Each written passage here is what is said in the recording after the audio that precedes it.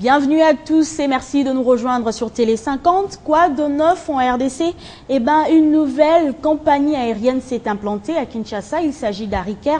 Nous en parlons dans ce magazine avec Monsieur Béni Gaston Benga. Bienvenue. Merci. Vous êtes chairman de Sion Airlines et représentant d'Ariker en RDC, c'est bien ça? Oui, c'est bien ça, merci. Et avant de passer aux questions, nous allons d'abord suivre un élément qui a été réalisé lors du vol inaugural d'Ariker. Et on se retrouve juste après.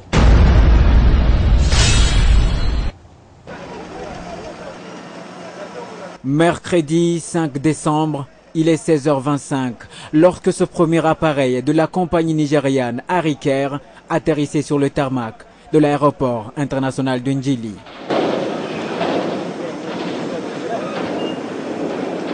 Et puis cette action qu'on appelle arc d'accueil pour tout avion qui atterrit pour la première fois sur un aéroport.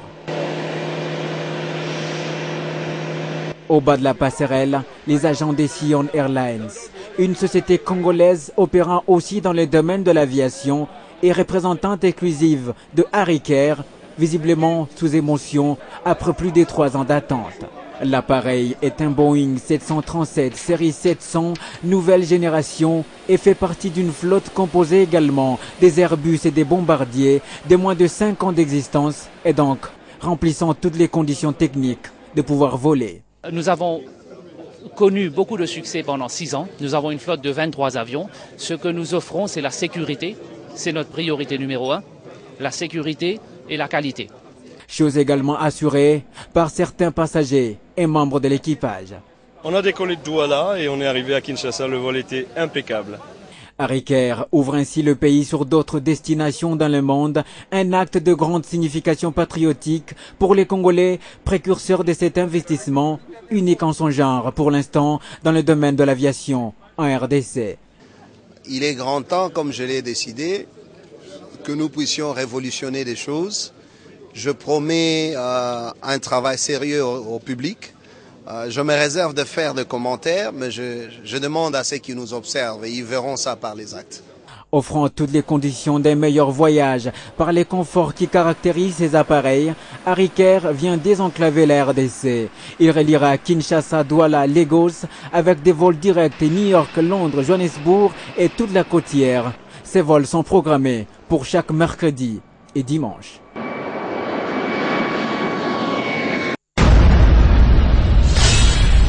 Voilà, Monsieur Mbenga, nous venons là de suivre un élément qui a été réalisé le jour du premier vol d'Ariker. Alors, qu'est-ce qui vous a motivé pour venir en RDC?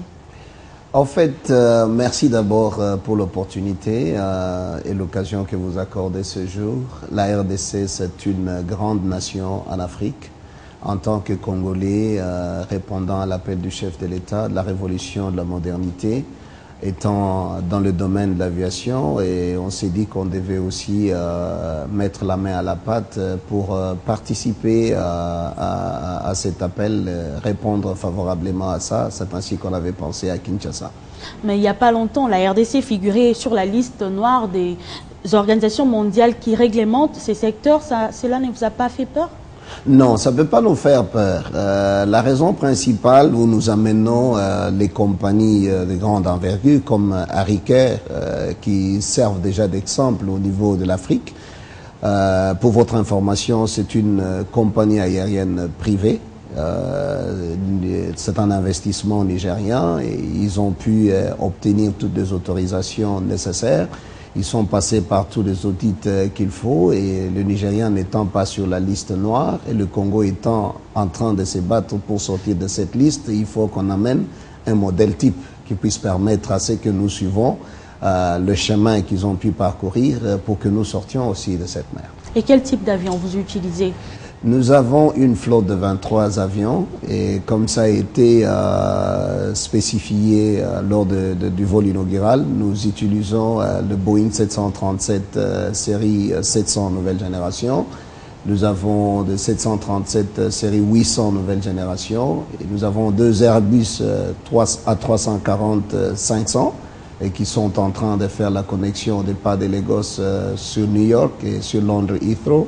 Et nous avons aussi des CRJ 900 d'une capacité de 75 passagers. Ce sont les avions d'Ariker ou vous louez aussi comme d'autres compagnies les font? Ce sont des compagnies, ce sont des avions d'Ariker. Ce sont des avions d'Ariker, c'est des investissements privés comme je l'ai dit et c'est des avions en lease. Ces avions répondent réellement aux normes techniques?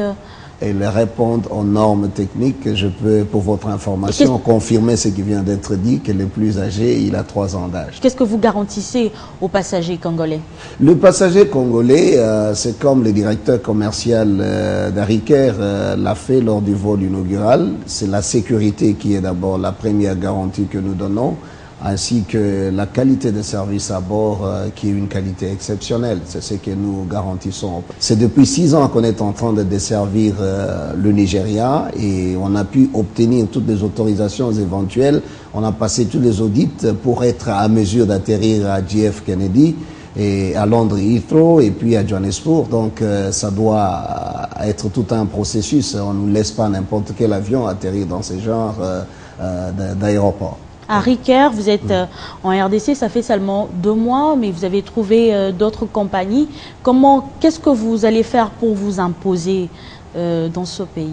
Nous sommes en train de le faire compte tenu de l'expérience acquise d'abord. Et comme je l'ai toujours répété, nous préférons bien œuvrer dans la concurrence. Quand il y a la concurrence, il y a la qualité de service qui doit être améliorée. Et il doit y avoir une certaine distinction de la manière dont les clients ou les passagers sont traités à bord. Comment se passe le travail à Ariker? Vous avez combien de pilotes? Vous avez combien d'hôtesses? Vous voyagez combien de jours par semaine?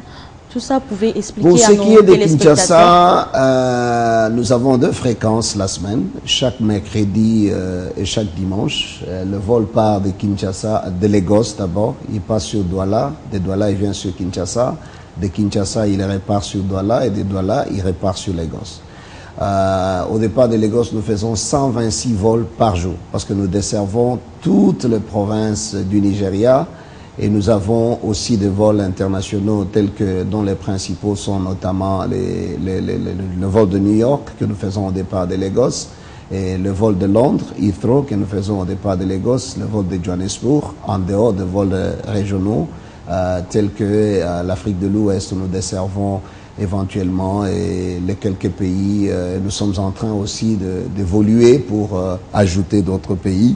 Comme bientôt on va desservir Libreville, on va ajouter Cotonou, et même pour ce qui est de Kinshasa, qui est connecté à Douala pour l'instant, dans quelques semaines à venir, je crois qu'on va devoir connecter Kinshasa à Cotonou pour voir un vol là, vous direct. parlez de l'extérieur, mais vous n'êtes pas à l'intérieur du pays, par exemple Lubumbashi, Mbujimai, Kisangani. Quand est-ce que vous comptez aller en province? Nous sommes en processus, je crois que c'est pour bientôt. Ça fait 2 mois, ceux de province aussi ont besoin de voyager. Il n'y a pas seulement que les Quinois? Ouais, en fait, vous savez que c'est tout un processus, il faut ouvrir les escales, il y a beaucoup de choses à faire, ça se prépare. Nous sommes en plein processus et ça sera sur le même plateau, je vous promets qu'on passera pour annoncer le vol domestique, ce sera pour bientôt. Vous êtes représentant d'Ariker en RDC. Dites-nous un peu, qu'est-ce qui a été à la base des différentes crashs qu'on a eu récemment, qu'on a déploré récemment en RDC? Il y a eu le crash de Ewabora, le crash de l'avion de la MONUSCO. Est-ce que le ciel congolais répond-il aux normes? Le ciel congolais répond aux normes, mais la réalité, je crois qu'il y a bien de choses qu'il faut faire dans le temps et le faire bien. C'est comme ta voiture. Si tu as une voiture que tu n'entretiens pas au temps opportun, la plupart des crashs, c'est vrai qu'il y a aussi des erreurs humaines de temps à autre. Les appareils peuvent être en état tip-top, mais peut-être une erreur humaine, une mauvaise appréciation, par exemple, peut causer un crash.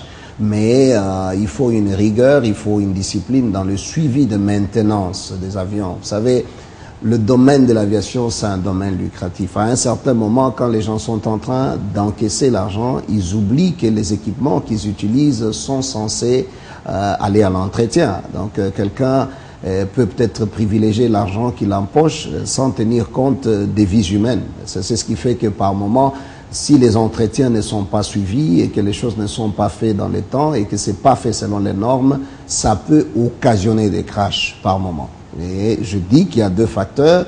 Il y a le facteur entretien des équipements, il y a aussi le facteur humain parce que tout homme est faillible. Aujourd'hui, est-ce que Harry Kerr est enregistré à la SONAS par exemple pour au cas où il y a crash, est-ce que les passagers seront indemnisés? Oui, ça c'est des choses, les ABCD du métier. On ne peut pas oser... C'est ce qu'ils disent tous. C'est ce qu'ils disent tous, mais oui, quand il y a un problème, on se rend compte qu'il n'y a pas d'assurance.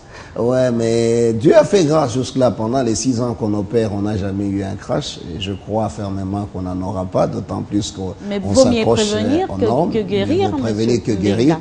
Nous avons un bureau à Londres et c'est à Londres que tous les avions sont assurés. Et je crois que en termes d'assurance, si vous voulez assez que nous brandissons les assurances que nous avons, je peux vous les sortir. Il fallait les emmener. Séance tenante. Si je savais que tu allais poser une question en rapport avec l'assurance, j'aurais amené des certificats. Il y a 2 numéros de contact là-dessus. N'importe qui peut téléphoner et puis vérifier si on est assuré ou pas. Ça fait 2 mois que vous êtes opérationnel en RDC. Comment se passe le travail? Est-ce que les passagers congolais vous ont fait confiance? Comment ils vous ont accueilli?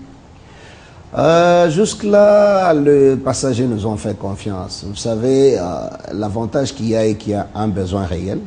Et c'est la loi de l'offre et de la demande. Quand il y a la demande réelle et que vous venez avec l'équipement qui puisse être à mesure de répondre à ce besoin-là, et vous n'avez pas beaucoup de maux de tête.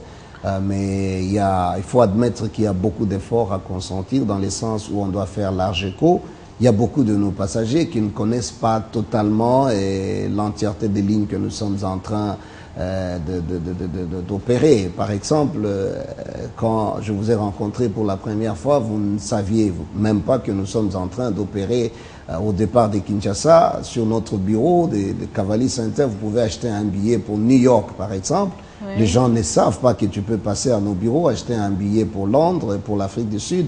Ils pensent seulement qu'on ne vend que pour les gosses. Donc on n'est pas ici seulement que pour desservir les gosses, mais nous avons des routines très intéressantes, à des tarifs très abordables d'ailleurs. Je crois que vous pouvez tenter avec nous et vous ne serez jamais déçus. Et même les gens d'équipement qu'on a mis sur ces lignes, ce ne sont pas des cercueils volants, c'est des appareils dignes de leur nom, et dont l'âge est de 3 à 5 ans, comme je suis en train de le dire, c'est vérifiable. Donc, j'aurais pu amener la documentation et vous pouvez être garanti que les services, nous faisons les efforts.